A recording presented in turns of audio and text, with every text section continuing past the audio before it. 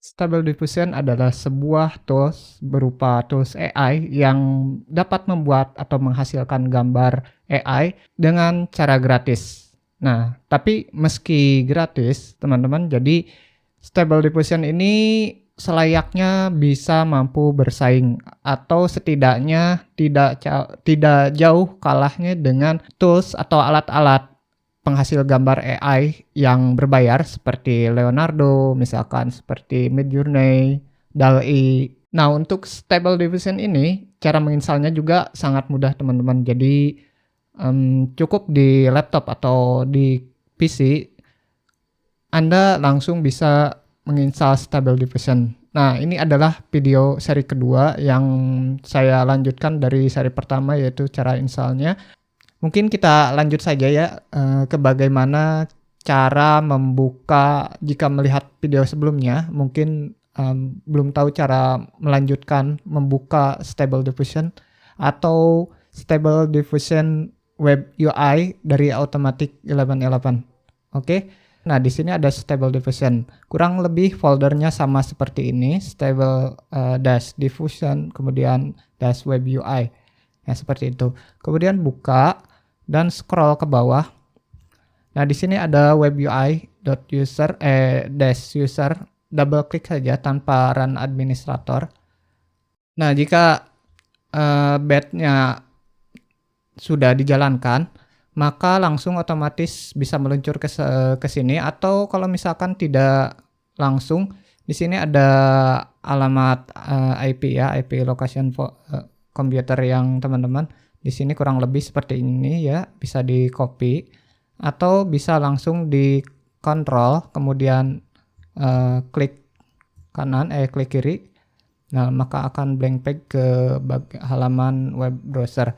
Oke, di sini saya akan mulai dari bagian atas ya, untuk menjelaskan ini adalah interface dari tools atau alat Stable Diffusion ini. Yang pertama yaitu Stable Diffusion Checkpoint. Checkpoint itu adalah model. Nah, untuk modelnya ini atau checkpointnya ini banyak ya teman-teman, bermacam model-model ya. Seperti ini tutorial sebelumnya seperti ini ya. Basis yang paling fundamental yaitu versi 1.5 ya. Ini Stable Diffusion untuk versi 1.5. Meski begitu, ada Stable Diffusion versi 2.1. Nah, untuk yang saya baca-baca di forum itu kebanyakan yang menggunakan yang versi 1.5 ini.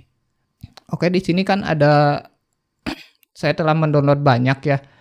Jadi checkpoint ini merupakan sebuah model yang dimana di sini bisa dilihat teman-teman, kalau nanti saya zoom atau ini bisa dilihat ada seperti model Disney ya, kemudian Magic Mix Realistic, kemudian banyak lainnya seperti Realistic Vision, nah seperti itu. Kemudian ada yang SDXL-nya yang ukuran besar, ini agak berat sih. Kemudian selanjutnya yaitu prompt. Nah, di sini bisa menuliskan, teman-teman langsung, misalkan saya langsung praktekkan saja.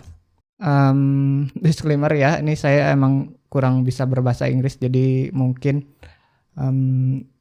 ini bisa menggunakan Google Translate. Misalkan saya bikin 25, nanti saya jelaskan apa itu sampling step, kemudian saya generate. Nah, maka akan muncul ya seperti ini, langsung tergenerate ya. Nah, kemudian ini tuh agak apa ya, kasar gitu, maksudnya tuh matanya kurang jelas dan sebagainya. Ini tuh bisa kita akali dengan tambahan misalkan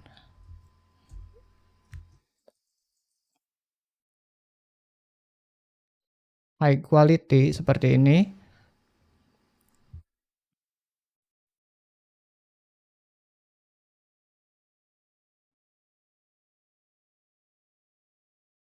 Nah, ini sebenarnya masih perlu perbaikan, nanti bisa diisi kolom negatif seperti ini.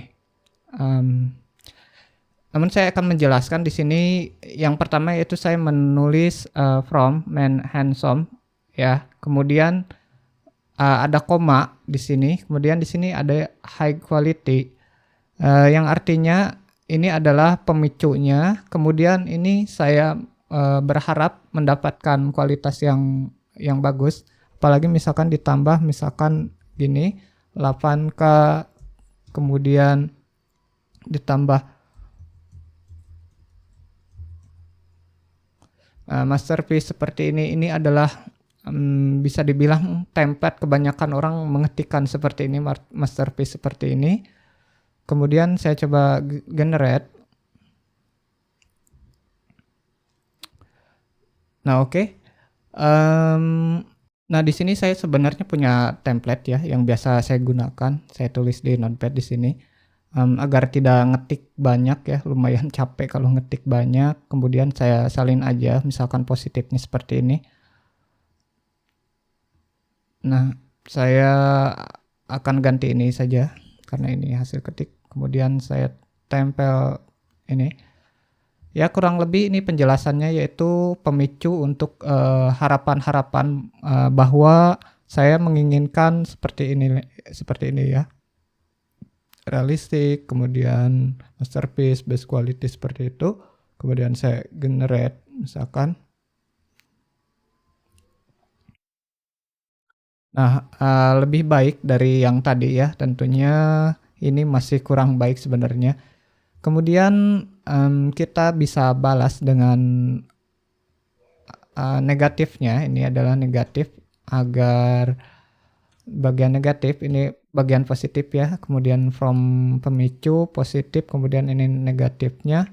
Di sini saya tidak mau ada watermark, kemudian tidak ada mau teks, tidak mau ada mau sensor ya dan sebagainya.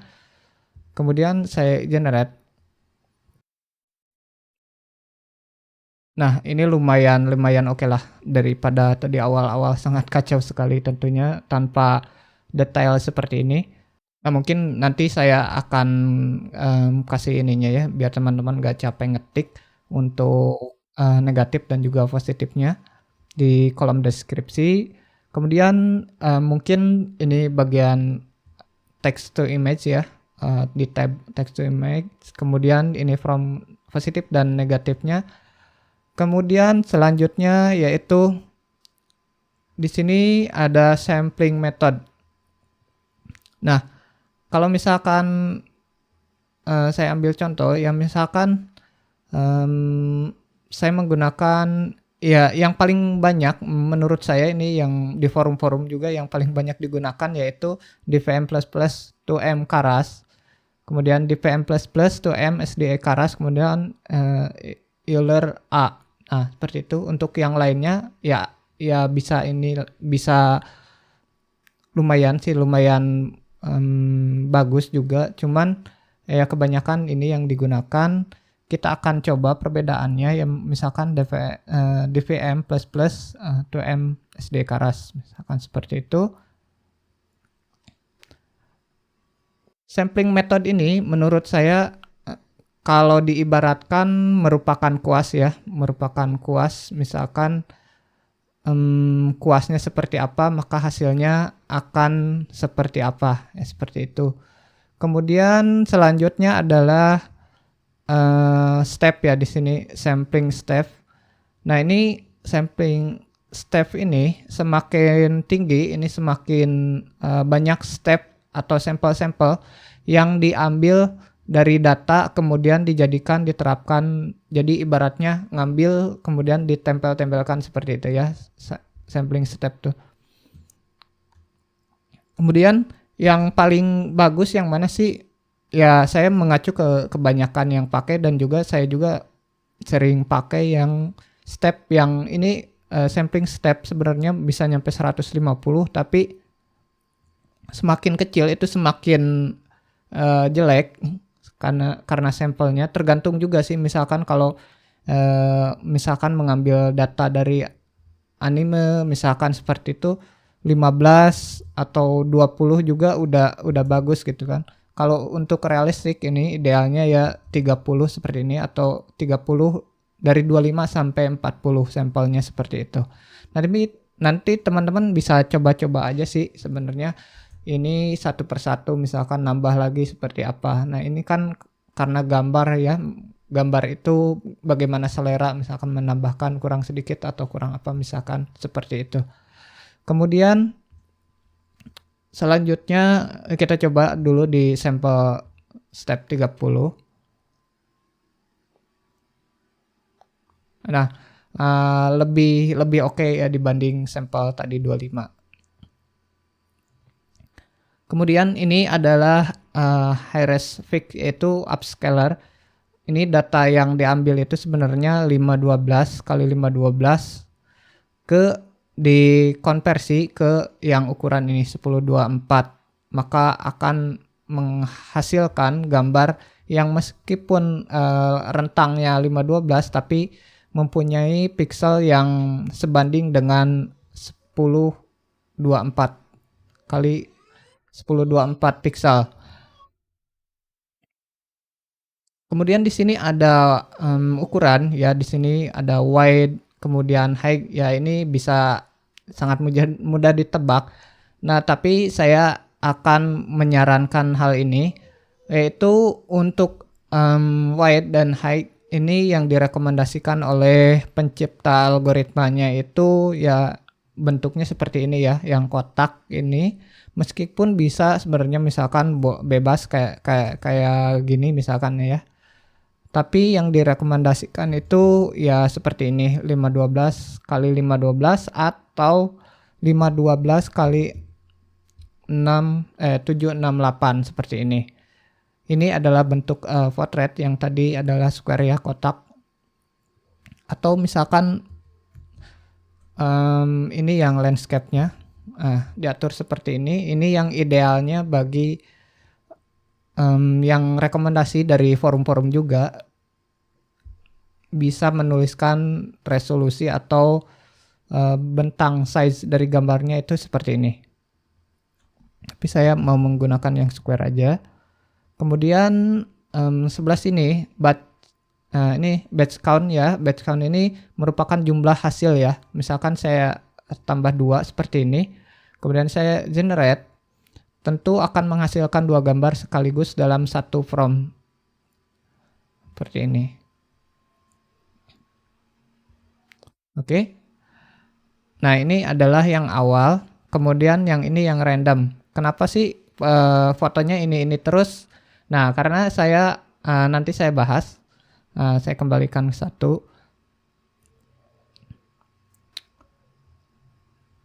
Nah, kemudian di sini CFG scale, sorry kebalik, CFG scale ini adalah sebuah kefokusan. Menurut saya bahasa sederhananya kefokusan.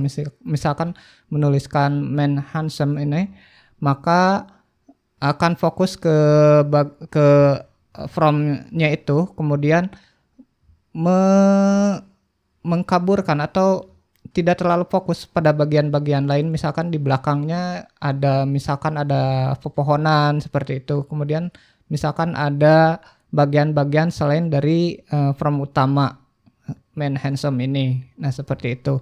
Semakin besar itu semakin fokusnya bagus sih. Tapi yang rekomendasi itu kisaran 7 sampai 12 ya, seperti itu. Yang direkomendasikan oleh para senior di bidang AI ini. Kalau saya sih nurut aja karena saya bukan ahli algoritma. Menurut mereka seperti itu, di angka 7 sampai 12 yang idealnya mungkin, meskipun bisa lebih dari itu. Kemudian yang tadi ya, kenapa ini muncul foto ini terus. Nah, di sini saya melog atau seed ini merupakan ya, bisa ditranslate to seed itu benih kan ya. Nah, saya menanam benih yang seperti ini gitu. Misalkan saya generate.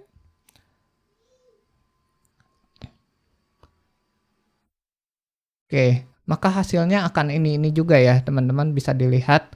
Karena ini adalah saya memasukkan seed seperti ini.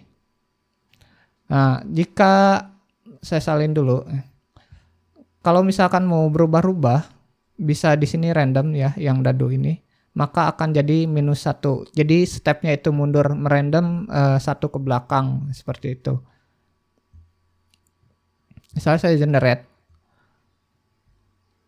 Nah, maka akan berubah ya seperti ini. Jadi mundur terus. Kemudian misalkan saya mau gunakan yang tadi lagi, yang data yang tadi lagi bisa tempel di sini, ini yang tadi saya salin, kemudian saya generate, maka akan balik lagi ke sini ya teman-teman, bisa dilihat ini. Nah mungkin teman-teman cukup sampai segini aja saya jelaskan untuk di bagian tabs to image. Mungkin kedepannya saya akan coba untuk menerangkan image to image ini, bagaimana cara mengaplikasikannya, atau mungkin ada tutorial khusus yang misalkan cara edit apa gitu. Nanti saya akan menyinggung image to image ini. Oke. Nah, mungkin cukup sekian teman-teman yang bisa saya jelaskan. Mungkin kedepannya akan saya coba untuk mengulas beberapa menu ini yang mungkin bisa bermanfaat buat teman-teman nantinya. Oke, bagi teman-teman yang misalkan mau menyaksikan video tutorial selanjutnya, teman-teman bisa subscribe atau langganan ke channel saya. Kemudian jika bermanfaat video ini atau menyenangkan, bisa teman-teman share ke teman-teman lainnya, dan terima kasih telah menyaksikan video ini.